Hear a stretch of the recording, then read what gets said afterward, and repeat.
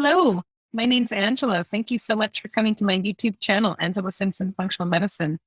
I want to talk to you about a topic that I find is very common for females in their late 30s to basically mid 40s and even into your mid 50s. And that is weight gain. And weight gain where you have basically weight loss resistance. It's almost impossible for you to lose the weight. And if you do, as soon as you come off plan, it comes right back on. And it's very, very frustrating.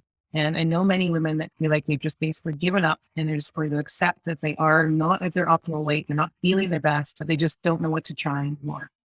And what I see so commonly when I work with women in my practice, because this is something that comes up over and over and over again, is that there are actually some root causes that often are thought about and not fully addressed, or they're just not addressed in the right way. And one of those things has to do with chronically high imbalances in relation to stress and the primary stress hormone that is basically produced in response to this stress, and that is cortisol. And often what happens when women want to lose weight, they typically think the most natural way to do it is to start reducing calories and exercising more. And someone will even go into extremes with intermittent fasting. I have worked with women that have fasted basically for 22 out of 24 hours in a day. And they've done this because it's the only way that they could figure out as far as how to lose weight. And they've done this for several months. And they did lose weight. So they did get the result they were looking for after several months. The problem is that this puts the body under an incredible amount of stress. And so again, that primary stress hormone that is basically secreted in response to the stress, it goes up. If we don't eat for long periods of the day, even when our body and our brain are hungry, they want some nutrition, our body will start to pump out some of this cortisol. It's like, what are you doing to me? Why am I under so much stress? I can't figure out how to get myself back into balance, and you're just stressing me out. So I'm going to pump out more cortisol until you pay attention and do something to help me lower the stress and basically ease my hunger. And so over time, cortisol can get too high. It can get too out of balance. And when cortisol gets high, this becomes very inflammatory on our bodies. And so it can actually promote what we're trying to fix. Because when we have inflammation that's too high and it gets out of balance, it can start to promote blood sugar imbalances as well, which again can really counteract what we're trying to do. Because often when weight is out of balance, blood sugars are out of balance. And so this is part of the reason why women often have weight loss resistance. But you're not actually going to get your blood sugars back into balance if your cortisol goes sky high.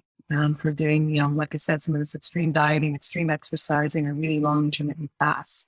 So we need to be thinking about how can we get the body balanced more naturally and not have this high cortisol production, because over time that actually is going to counteract what we're doing. And as soon as you start to go back to a normal way of eating and get rid of some of this extremism, usually the weight comes right back on. And so this isn't the ideal way, of course, to promote weight loss and promote healthy metabolism and weight management long term. The other thing that I see that's really common that also is related to cortisol being high, and this is again one of the root causes I find most commonly with women in this age group as to why they have weight loss resistance, has to do with the busyness of life type stress.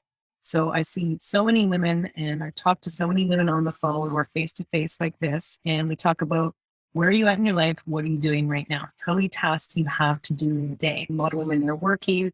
They're taking care of either family at home or extended family, aging parents. They're volunteering for several different things. They're doing social events. They're always out busy on the weekend or after work doing things. They're barely ever home. They don't have a lot of time to cook, take care of themselves, just allow themselves to actually relax and have those stress levels come down. Really in this kind of go mentality all the time. And when our body's in go mentality all the time, we are producing more cortisol. The body is perceiving this as going into a bit of fight or flight, because we're not allowing ourselves to actually calm down and relax and allow our nervous system and our adrenaline to come back down.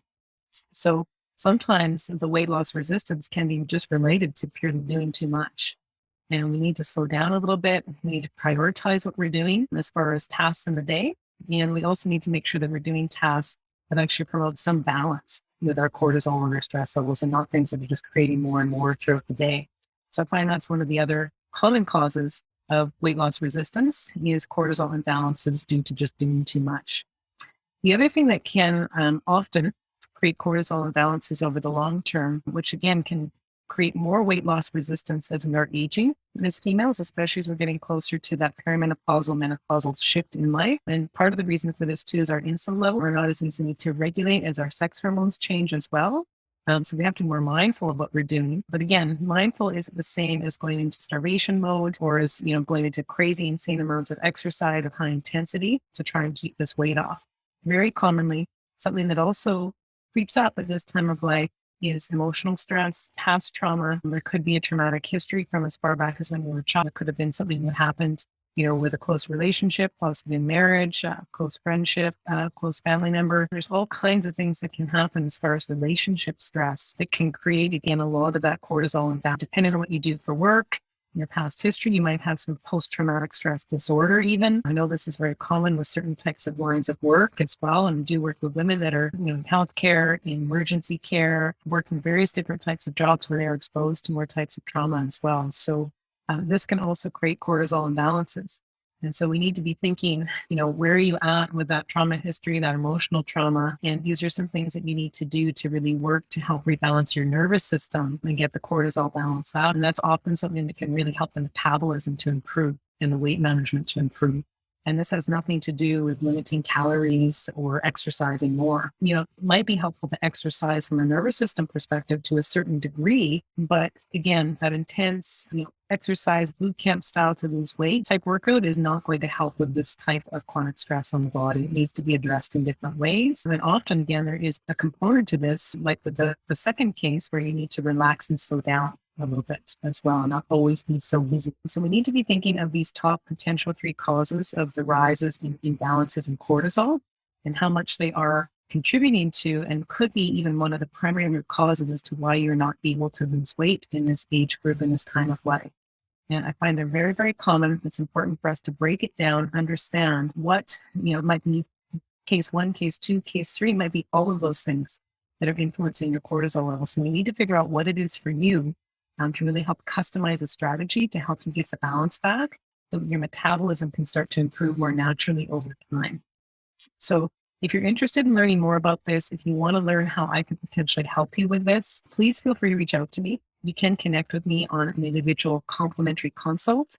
And we take about 45 minutes to discuss your health history and start to get a good understanding as to if it could be a good fit for us to work together to really reveal the root cause of your weight imbalance issues and help you develop a plan for long-term healing and long-term health and vibrance. So you can reach me to book that at my website at www.angelasimpsonfunctionalmedicine.ca.